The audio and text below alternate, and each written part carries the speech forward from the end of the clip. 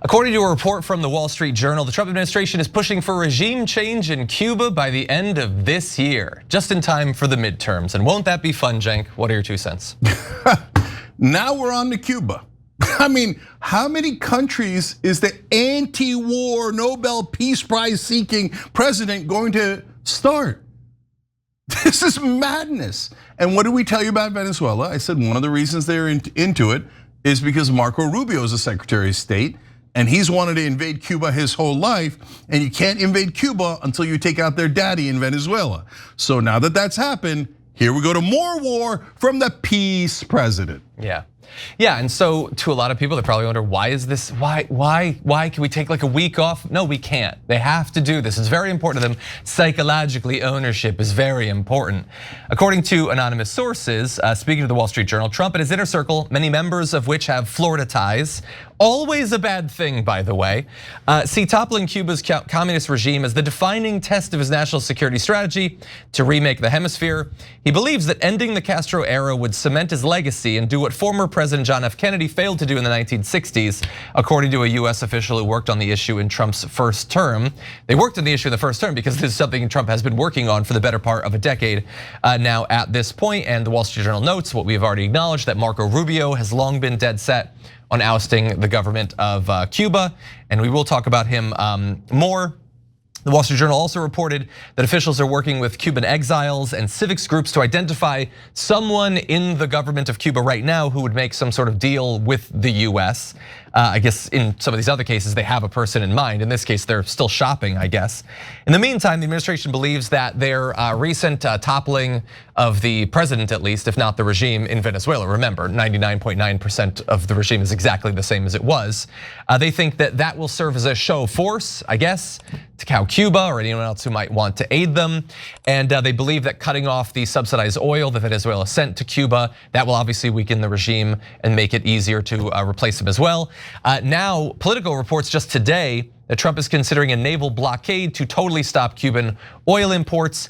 They also want to stop these overseas medical missions that Cuba does, which is a way that it's a little bit of soft power, but mostly brings money back in. They want to stop them from doing that. Obviously, there's going to be a cost in terms of the medical care that's no longer being provided, but that's another thing that they want to do to put pressure on them. And so it really does look like they're gearing up. But important, they have no idea what the government would be afterward. They don't particularly seem to care. They just want to be responsible for taking out the one that's currently there. What are we going to do with Cuba? Why are we doing nation building in Cuba? John, did we fix the housing crisis here? We must have. Is student debt gone? It must be all gone, right? Credit card debt that's like albatross around all of our necks, that's gone, right? Trump capped the interest rates at 10% back on the 20th, remember? Oh yeah, it's weird because I checked my bill and it didn't seem capped. Oh, maybe he forgot. Yeah, I'm sure. Yeah, he'll keep on forgetting that. And have we fixed anything here at home? Are we even trying to fix anything at home? Like Joe Biden used to brag about, all the NATO leaders love me. And his own staff would have to say, oh, sir, you're a little senile. And I got to tell you, no one in America cares about the NATO leaders. Like, you're not going to win a re-election by going, foreign leaders really like me. They think I'm good on diplomacy. Like, that's not an interesting thing. Now, here comes Trump, and he's like, I have started many foreign wars. I've done nothing at home, but I am the king of the Western Hemisphere. I will invade Greenland and Venezuela and Cuba because I am the anti-war president. Yeah, but bro, first of all, you're doing the same problem as Biden, but like on steroids. At least Biden, for all of his faults, didn't attack half the known world, right? So you thought Biden created too many wars. At least he got us out of Afghanistan, right? Whereas Trump is like, no, let's go into all these different countries. Again, just like in Iran, I would love for Cuba to be free, and they have political prisoners, and I don't think they're free. And you know what I would love? I would love a democracy in Cuba where they have a mixed economy. And they keep the healthcare system that they have, which is actually not that bad. We remove the sanctions so that they can get a new coat of paint in Cuba, which they haven't had since the 1950s, right? Et cetera. I would like them to join the rest of the world. Do I think the best way to accomplish that is to start dropping bombs on their heads? No, I do not think that's the best way to accomplish it. Yeah. Right? I know, diplomacy, I know, crazy talk, right? So this is not our fight, but I will say there is one silver lining here. I believe this is the one attack, well, maybe Greenland too, that actually has nothing to do with Israel. Oh. Okay, we did it. That's refreshing. Yeah, so this one just Marco Rubiolo. Yeah. Okay. The only other thing I want to say about this, so you brought up the thing about Joe Biden not getting that wasn't going to play, and like why is Trump focusing on this so much? I think this is like maybe a thing. Well, first of all, they just want to do it. They want to do it for legacy. They want to do it for business, definitely. But also, I think it's a bit of like, it's like the most extreme online base capture. Like Trump talks to Stephen Miller, and Stephen Miller seems to believe, okay, so what we're gonna do is we're gonna get in, we're gonna take control of everything. We're gonna do literally nothing to help the American people. We're gonna screw them over, not gonna solve any of their problems. But it doesn't matter, because we're gonna start an American empire. We're gonna take over Venezuela, we're gonna take over Greenland, we're gonna threaten Canada, we're gonna take over Cuba, and that will distract everyone. Who cares what's happening in your home when we have this renewed American power abroad? Because he likes that, and some really weird online right-wingers find that to be like they can fast debate furiously over American empire or whatever.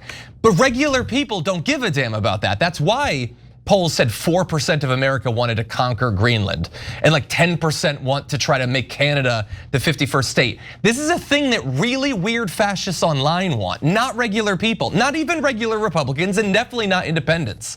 And so I think that they overplayed their hand. They thought that expanding our territory abroad and utterly cowing blue cities was gonna play much better than it actually has. And the American people are not nearly as interested in authoritarianism as Stephen Miller was led to believe.